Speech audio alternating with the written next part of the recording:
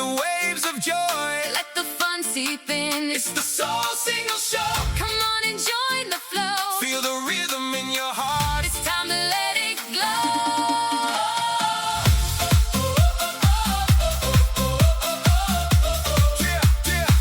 It's time to let it glow.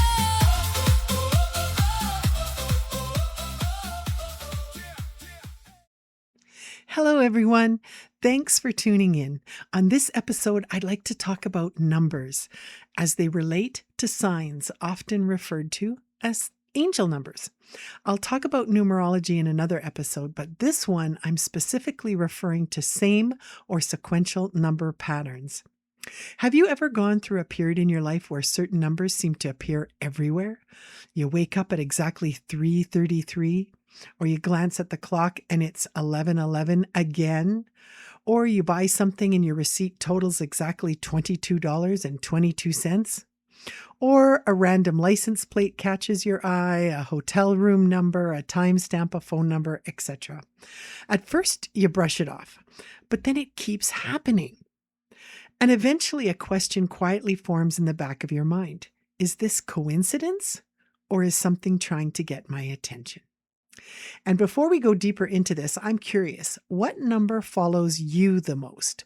111, 444, 777, 1212? Or is there a number sequence you've been noticing repeatedly lately? Let me know in the comments, because I always find it fascinating how personal these patterns become for people. Because once you begin noticing patterns, you begin paying attention differently to life itself. And that's where this conversation gets deeper than most people realize. A lot of people online will tell you exactly what each number supposedly means.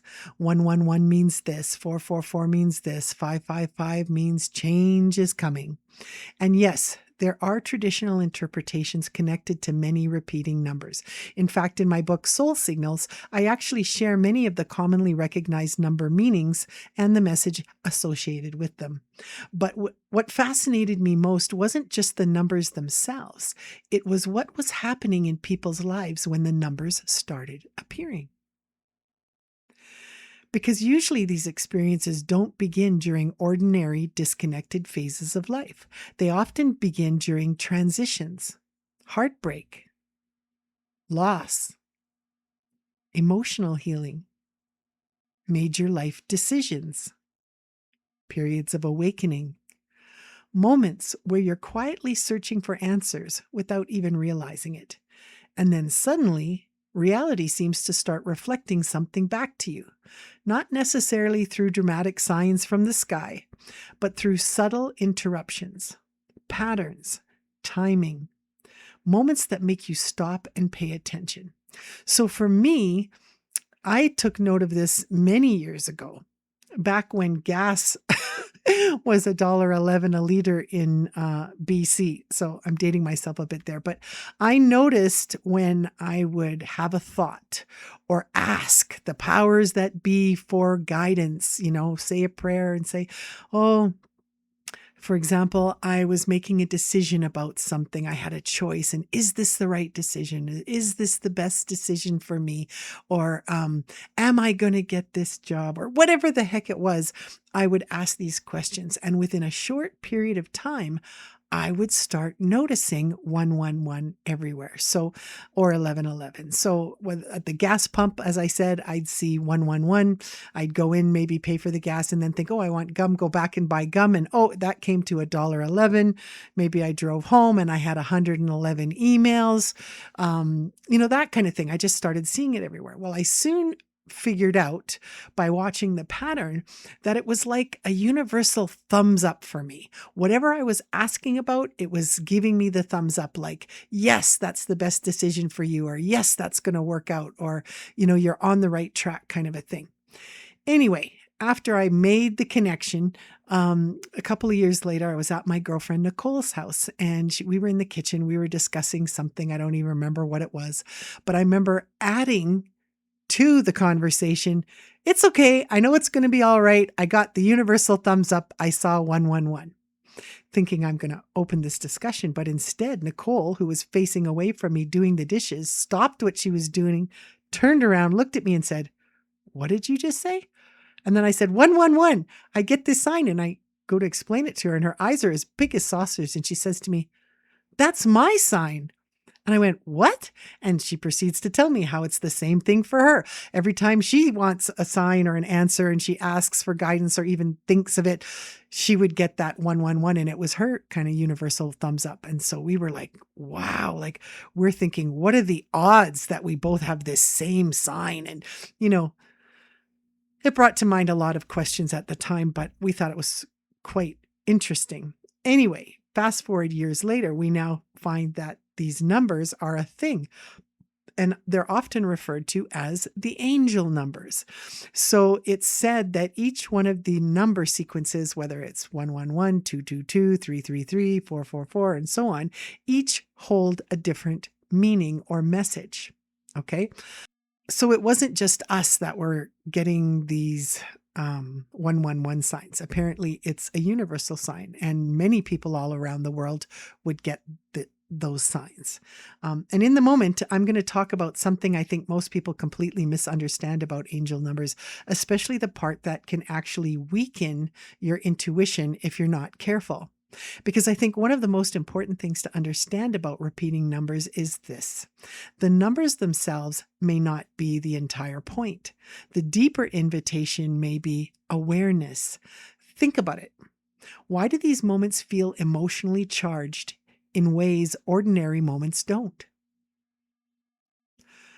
Why do certain signs arrive during exact moments of uncertainty, grief, transition, or personal growth? Why do some experiences carry this strange feeling of this means something? And honestly, I don't think everything meaningful in life can always be reduced to formulas or explained away completely. Some things are meant to be explored through experience, not blindly believed, not obsessively chased, but noticed with curiosity and self-awareness. Because there's also something important people don't talk about enough. It's possible to become too dependent on signs. Some people start needing external confirmation for every decision. They stop trusting themselves unless they see a number first. Personally, I don't think signs are meant to replace your intuition. I think they're meant to strengthen your relationship with it. The healthiest relationship with synchronicity is not obsession or fear. It's awareness, it's presence, it's trust, and becoming more conscious of your connection to life itself. So, even though each of the numbers have a message, according to most, and you can read about that in my book, but and you can look it up online. But how numbers or a sign can mean different things for different people is important. You need to learn what your signs mean to you. It's like learning another language. You need to learn your spirit language or sign language, so to speak. For example, when it comes to interpreting dreams, and we'll talk about that in another episode as well, people think, oh, I dreamt about this and that because it's pieces of my day, or it's my friend, or I'm worried about this or that. But what they don't realize is it's because your subconscious is speaking to you in symbols and things that mean something to you, but it might mean something different for someone else. And as you start to learn what your signs mean, you can interpret dreams and messages so much faster. So for example, let's take the color white. If someone that works maybe in the medical industry or a clinical environment, maybe the color white means to them hygienic or sanitary. Okay. Maybe someone who's religious sees the color white as pure, virginal, innocent, and that kind of thing. A little story about me and the color white. When I was married, we brought my mother-in-law here from Portugal. After her husband died, my father-in-law passed away. We brought her here to live with us. And we had decorated, my stepdaughter and I had decorated her bedroom back in the Debbie Travis days. We did kind of soft, subtle, kind of blue, cloudy cloud pattern on the walls. We put beautiful white furniture in her room. We put blue and white bedding on her bed, in the comforter and the pillowcases and stuff. But here's the thing. She came and she went into her room and and she loved it. And we hung little angels and stuff on her wall. And anyway, she went into her room. She loved the bed and stuff. And then off we went to let her get her settled. And all of a sudden, I was in our bedroom. I heard her yell and go running down the hall because she couldn't speak any English. And she was speaking in Portuguese 100 miles an hour to my husband and pointing down the hall towards me. And I came out and I was like, "What's the matter? What happened?" And my husband said, "She says you want her dead." And then I went, "What?" And she said, "Apparently you put white sheets on her bed." And I said, "Yeah." And I guess in Portugal, they often bury the dead in white. At least that was her belief and her experience. And so she thought that that was my subtle jab at her or sign that I wanted her dead. And I thought, "Oh my God." And I ran down the hall and I gave her a big hug and told her, "No, no, no." And we went down the hall and I pulled the white sheets off and she smiled and put a different color on there. But you see, the point is white can mean different things for different people. Numbers can mean different things for different people. So you need to learn your spirit language, and also they can mean things at different times. So you have to feel when you see those numbers, what does it feel? Does it feel good to you? Or does it feel like a cautionary sign, maybe a warning perhaps? So for example, the number 111 or 1111, often people see it as like the universal thumbs up. But what I've come to recognize it as is it's saying to you, wait, I should backtrack a bit. When you see the numbers, stop and ask yourself, what was I just thinking before I saw that number? And trace your thoughts back, because often it's an answer to a question. Okay. So when I see 111, I stop and ask myself, what was I just thinking about? If my thoughts were in alignment with what I want to create, with what's good and resonates with me and my authentic self, then it's a universal thumbs up. But if, say, I'm thinking negatively about a situation, "Oh, that'll never happen," or "I can't afford it," or "I can't do it," or, having some sort of negative thought, then the 111 is reminding me that you need to get your thoughts back on track in line with what you want to create.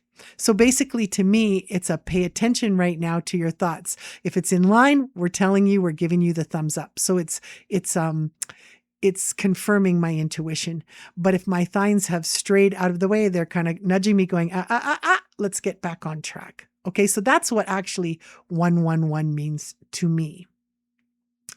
So interestingly, once people begin noticing repeating numbers, many also report other experiences begin to increase too. Heightened intuition, vivid dreams, unexpected synchronicities, inner nudges, moments of knowing, powerful gut feelings, meaningful timing. Almost like reality begins communicating in a language that was always there, but you were too distracted to notice it before. And whether you believe these moments come from the universe, unconsciousness, intuition, divine guidance, departed loved ones, energy, or something science simply hasn't explained yet, what matters most is the effect these experiences have on you. Do they make you more aware, more reflective, more connected, more trusting of yourself? Because maybe the real transformation isn't simply learning what 111 or 444 means. Maybe the deeper transformation is realizing life may be far more connected, responsive, and mysterious than you once believed. If this topic resonates with you, I'll put a link in the description to my book, Soul Signals, where there's a chapter on there in the angel numbers. And as I said, I give a description of each number and what the the globally recognized message of those numbers is, and I talk a bit about it in there. I also talk about numerology and many other topics in soul signals as well. I genuinely love to hear from you. What was the moment that made you stop dismissing repeating numbers as coincidence? Was there a specific experience that changed how you see signs or synchronicities? Share your experience in the comments. I read them. I think listeners love to read them. And I think hearing each other's stories reminds us how many people are quietly going through these experiences. Because sometimes the moment the numbers start appearing is the moment you begin waking up to deeper conversation with life itself. Ready, set, go. Let the magic begin. We'll ride the waves of joy. Let the fun seep in. It's the Soul Signal Show. Come on and join the flow. Feel the rhythm in your heart. It's time to let it glow.